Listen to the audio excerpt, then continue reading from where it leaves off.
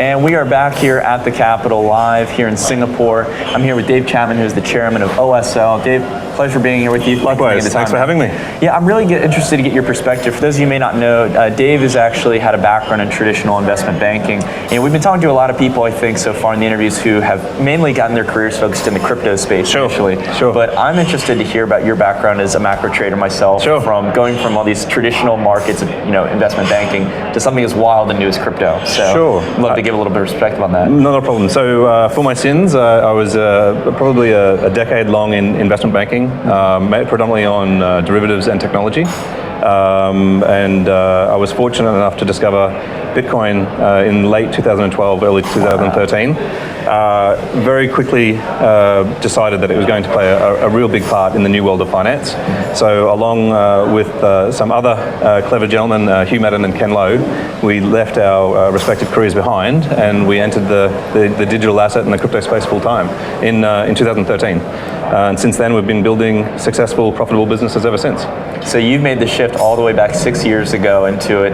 How has the mix been so far from going from that world to this? Yeah, I mean, that's a really, really good question, Nick.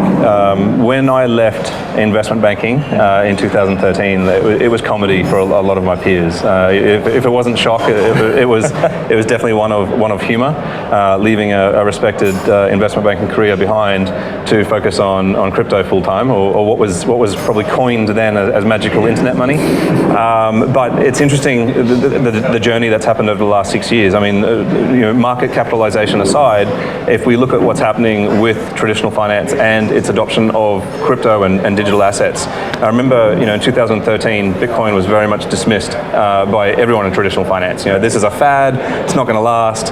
Let's just let it do its thing and finally subside.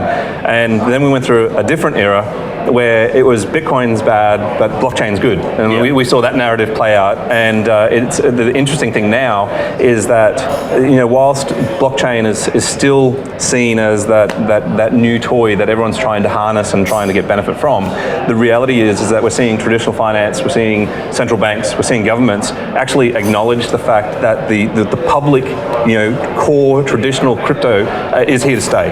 It's an asset class that isn't going away. It's an asset class that a lot of the traditional financial institutions are actually adopting, or at least some exposure. At least strategizing. Okay, what if? Okay, and there's been an enormous amount of change in those 6 years, and I guess if out of all the changes that have happened in the last 6 years, through all the bubbles and whatever else, the reality is right now we are getting increased clarity on regulations. We are seeing very good quality custodians emerge to hold digital assets. One of the most pressing issues with respect to crypto is these venues that lose consumers Bitcoin and other crypto with enormous losses. And I think that's one of the two main reasons why there hasn't been an enormous amount of institutional push right now from traditional finance, is mainly because of those two factors. The lack of regulatory clarity that we're seeing now, and good quality custodians. And if we look at what happened in Hong Kong last week, the Securities and Futures Commission actually announced their framework around virtual assets that includes security tokens. And so that's an interesting thing that's actually played out over the course of the last few months. Is security tokens have been, it's a narrative and it's a symbology that has been pushed and pushed. Security tokens is the next push. It's going to be the next wave of adoption, and I would tend to agree with it. But it's not the technology that's the hard part. It's understanding what's the playbook, who's going to regulate it, who's going to license. We can all deploy a token at the end of the day. 100%, and that's what we saw in ICOs. We saw an enormous wave and a new way of raising capital. Some of these token sales are raising in the billions of dollars, which is just insane. But and it was also used by the initial coin offerings and token sales were used, unfortunately, by unsavory actors, which led to this hyperbolic rise and then eventual pop of this ICO bubble. But the reality is that the technology worked. You know what I mean? There was no faster way to raise capital. It disrupted VCs, and now what we're looking at is people are saying, okay, well, we know it works, and it works very well, but how do we merge that with the actual the regulatory side of it? And is it a case that we can actually issue equity as a security token? Yes, it'll only be for qualified and professional investors, but this is the rule book, and we're now seeing jurisdictions, respected jurisdictions, I might further add, like Hong Kong, who are actually innovative enough to actually now put a framework around that, and so we're extremely excited about that. Well, Dave, I think you hit on a lot of things. Coming from kind of a background in macro trading, I share that same perspective. Sure.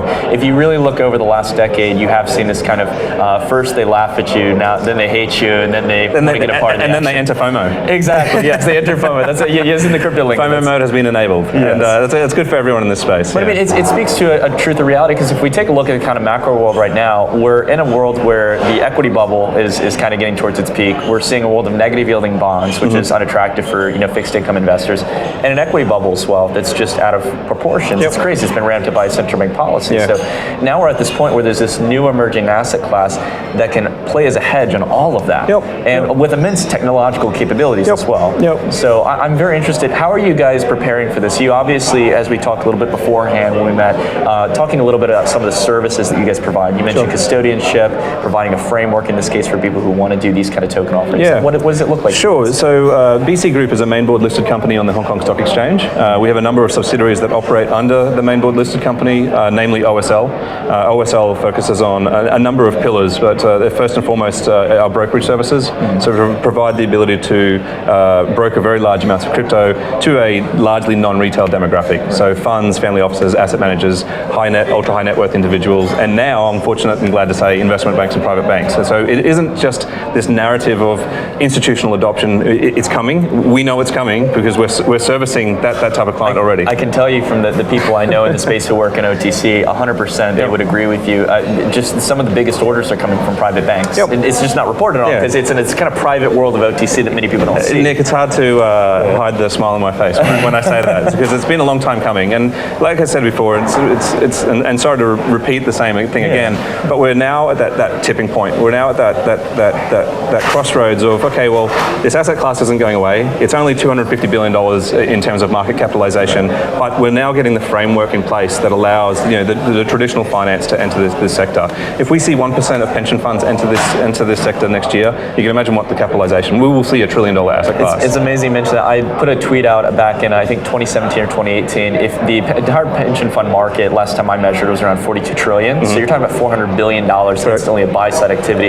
If people were to just get 1% exposure, right? And that's not even betting if that doubles or triples. And I think that's an amazing opportunity for the financial sector. And there's a lot of great opportunities to remove a lot of the inefficiencies out of traditional finance as well, which is why I think some of the banks are wanting a piece of the action if they see this as actual steady companies. Yeah, I mean, for some of the people watching, I'm sure it's a case of, a lot of people don't like regulation, right? And I fully respect and admire Bitcoin's libertarian roots. I mean, the Bitcoin was about removing the intermediary, removing traditional finance, and allowing potentially even financial inclusion. But the reality is, as much as I respect it, and I definitely admire it, and perhaps potentially, in some time in the very far future, maybe that's the end state.